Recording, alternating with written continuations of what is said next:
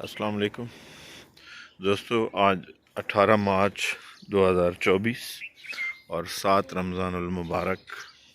1445 हिजरी है। ये हमारा थल्ला है, बैठने की जगह, जिसका पिछले साल नक्शा कुछ और ही होता था। उसके इर्द गिर्द सरसों लगी हुई थी और यहाँ पे थोड़ी सी सब्जियाँ काश्त की हुई थी। इस साल यहाँ पे लहसुन काश्त किया गया है। आज एक नई सुबह और एक दो बल्कि 3 नए मौज़ूआत पे बात करने की ख्वाहिश है कि एक तो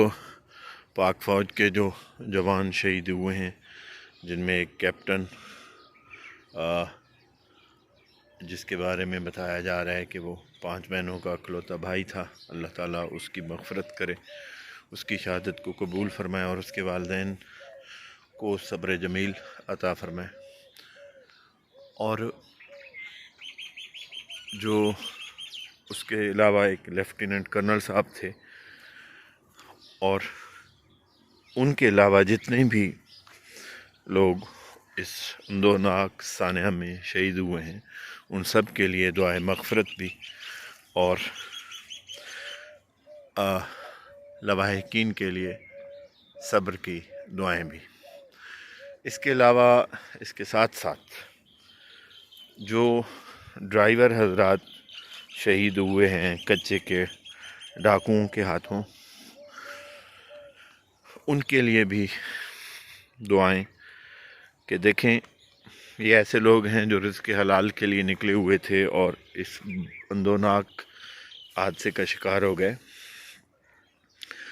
और मुआशरे में भी इसकी कोई इतनी ज़्यादा पजीराई नहीं होगी कि जी जिस तरह पाक फ़ौज के या पुलिस के जवान शहीद होते हैं तो उनके पीछे अपना कौम पूरी नहीं तो कम से कम अपना इदारा तो उनकी पुष्ट पे खड़ा होता है और वरसा के लिए, लवाहिकीन के लिए, पसमानदगान के लिए कुछ न कुछ इमदाद भी हो जाती है और उनकी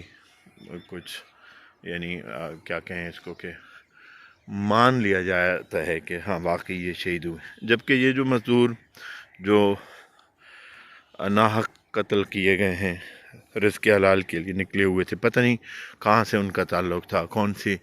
फैमिली बैकग्राउंड थे, किस माली इस्तिताअत के लोग थे, तो उनके लिए भी खुसूसी दुआएं। और आइंदा के लिए ये दुआ कि या अल्लाह इस तरह के हादसात से हमारी कौम को महफूज फरमा। और इसी से मिलती जुलती एक छोटी सी बात, जो वैसे तो मैं अलग से इस मौजू पे बात करना चाह रहा था, कि जो भी हुकूमत आती है असला लाइसेंसों के प्रोसेस पे पाबंदी लगाती है, और कुछ हमारे दानिश्वर हजरात जिनमें सहाफ़ी भी शामिल हैं जो मुसलसल कहते हैं कि जी पाकिस्तान के बड़े मसाइल में से एक ये है कि यहाँ पे असला बहुत ज़्यादा है और असले की वजह से ये सारा कुछ हो रहा है। तो भाई दो मुख्तलिफ़ चीज़ों को आपस में खलत मलत कर दिया जाता है कि वाकई ज़ाहिर है असले की वजह से ही हो रहा है। असला होता है लोगों की दस्तरस में, तो यानी असले से ही वक़ुआ ज़्यादातर वक़ुए अंजाम पाते हैं, लेकिन उनकी वजह असला नहीं है कि चूँकि जी किसी के पास असला था लिहाजा उसने ये वक़ुआ कर दिया। वक़ुए के मुहर्रिकात कुछ और होते हैं, चाहे वो ज़ाती दुश्मनियों के हवाले से हों, चाहे वो वक्ती सानिया हो, हादसा हो, लड़ाई झगड़ा हो, फौरी इश्तियाल हो, जो भी सूरत हो, उसके असबाब बहुत से हैं। आज फ़िलहाल हमारा मौजू वो नहीं है कि उसके असबाब कौन से हैं, लेकिन ये जो है कि ये सिर्फ़ असलहे को किसी वाक़या की बुनियाद करार दे देना, कत्ल गारत गरी की बुनियाद करार दे देना, इस पे मेरा नुक्ता नज़र हमेशा से मुख्तलिफ रहा है कि असला तो सबसे ज़्यादा फ़ौजियों के पास होता है, फिर पुलिस के पास होता है।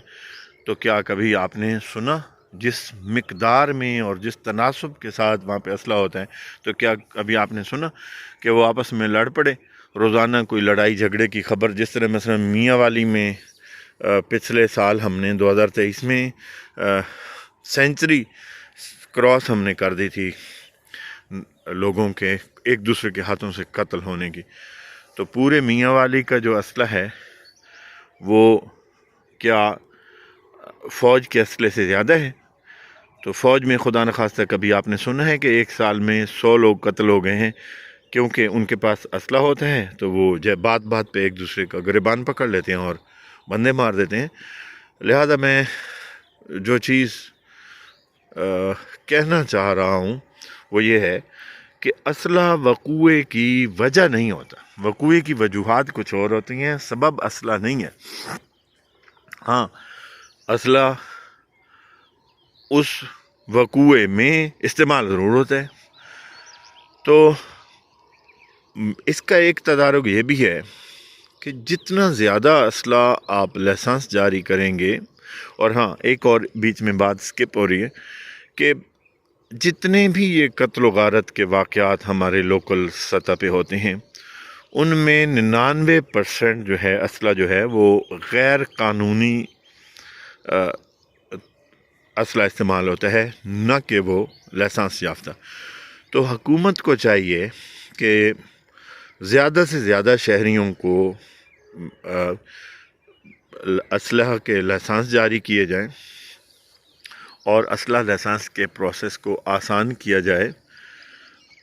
اور ہر وقت یہ آپشن کھلا ہونا چاہیے کہ جو بندہ بھی لائسنس لینا چاہے اس کو بغیر کسی دقت کے، ہاں فیس جو بھی ہو آپ فیس رکھیں، ملک کو اس سے ریونیو بھی ملے گا اور شہریوں کو بھی احساس ہوگا کہ اگر حکومت ہمیں ایک ویپن الاؤ کر رہی ہے تو ہمیں بھی ذمہ دار شہری کے طور پہ اس کی مد میں ٹیکسز دینے چاہیے. تو جتنے زیادہ اسلحہ لائسنسز ہمارے خیال میں جاری کیے جائیں گے اتنا ہی قتل و غارت گری کم ہوگی. اور یہ جو سنیچنگ ہے، یہ جو ڈاکہ زنی ہے، کہ جب کسی ڈاکو کو یہ خطرہ ہوگا، یہ جو کل پرسوں جو کچا کے ڈاکوؤں سے جو ڈرائیور شہید ہوئے ہیں، تو مجھے بتائیں کہ اگر کچا کے ڈاکوؤں کو یہ خوف بھی ہو کہ جس گاڑی کو ہم روکیں گے، جس ڈرائیور کو اگر ہم نے روکا، لوٹنے کی کوشش کی، اس کو قتل کرنے کی کوشش کی، تو اس کے پاس بھی اسلحہ ہو سکتا ہے اور وہ ہمارے اسلحہ چلانے سے پہلے ہمارا خاتمہ کر سکتا ہے. تو کیا اس دیدہ دلیری کے ساتھ وہ اس طرح کا وقوع کرتا؟ اور چلتے چلتے ایک بہت دلچسپ واقعہ یاد آ گیا، میں آپ کو سناتا چلوں. اپریل 2000 میں قاضی حسین احمد مرحوم مغفور پاکستان کے ایک نامور سیاسی شخصیت تھے، جماعت اسلامی کے امیر تھے. وہ ان سے میں نے براہ راست سنا، اپریل 2000 میں وہ جاپان کے دورے سے پاکستان واپس آئے تھے. تو وہ کہتے ہیں کہ مجھے ایک بوڑھی عورت نے روکا اور مجھے کہا کہ تم کیسے مذہبی رہنما ہو، اور تمہارا مذہب کے بارے میں تو کہا جاتا ہے کہ وہ امن کا مذہب ہے، اسلام امن کا درس دیتا ہے، اور تم کیسے مذہبی اسلام کے داعی ہو جو CTBT comprehensive test ban treaty پہ جماعت اسلامی سگنیچرز کے، پاکستان کے سگنیچرز کے خلاف تھی. تو وہ کہتی ہے کہ تمہارے بارے میں پتہ چلا ہے کہ تم کیوں یہ جو ہے ایٹمی ہتھیاروں کے تجربات پہ بین لگانے کے معاہدے پہ دستخط کرنے کے خلاف ہو کہ پاکستان کو اس پہ دستخط نہیں کرنے چاہیے. مجھے دیکھو،